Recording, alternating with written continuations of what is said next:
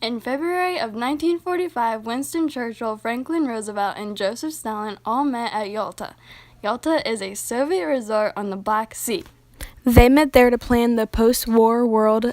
The agreements at Yalta later played an important role in causing the Cold War.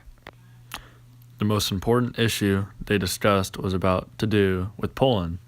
After Germans invaded Poland, the Soviets liberated Poland from Germany's control.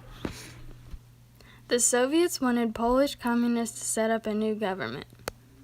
Two governments claimed to govern Poland, one communist and one anti-communist. I demand that the Poles should be free to choose their own governments. I agree. That sounds like a smart thing to do. However, invaders had come through Poland to enter Russia from the west. Roosevelt and Churchill agreed to recognize the Polish government set up by the Soviets. The government will include members from the pre-war Polish government, and free elections will be held as soon as possible. The three powers went on a potty break.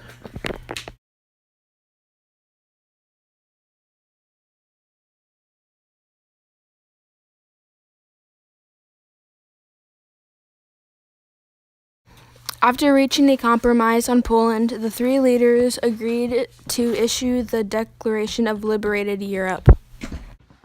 Do we all agree to let the people of Europe choose what government they want to live under? Yes, I think it's a great idea. Me too. I think they should have the right to decide for themselves. After Stalin, Churchill, and Roosevelt agreed to help the European people and discussed Poland, then they focused on dividing Germany into 4 zones. I think we should divide Germany into 4 parts.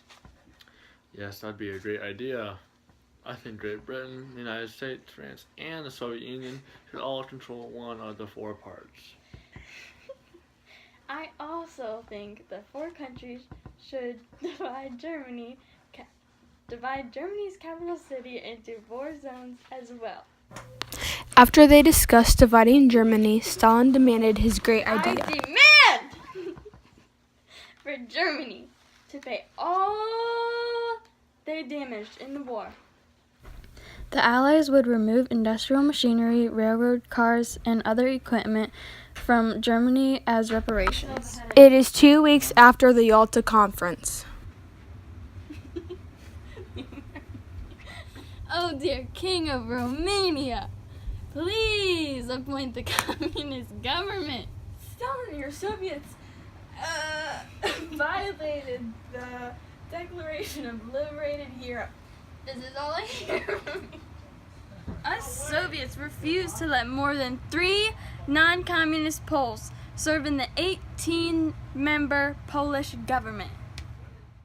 Stalin did not show that he would hold free elections like he had promised previously.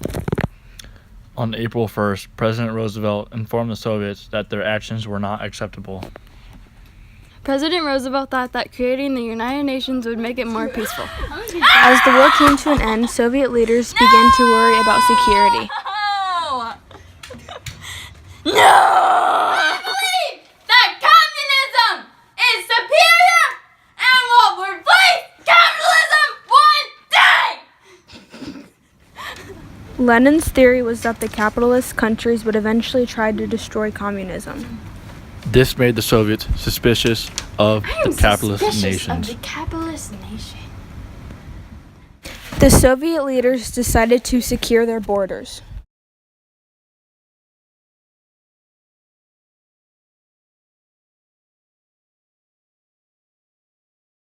American leaders focused on economic problems. But the Great Depression became so severe that nations reduced trade. And that's it, I'm done.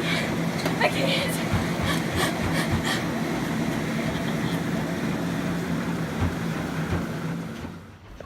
By 1945, Roosevelt and some of his advisors were convinced that the key to peace is world trade and thought that the enterprise system was the best route to prosperity.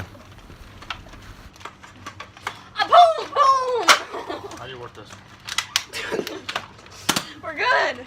Now we just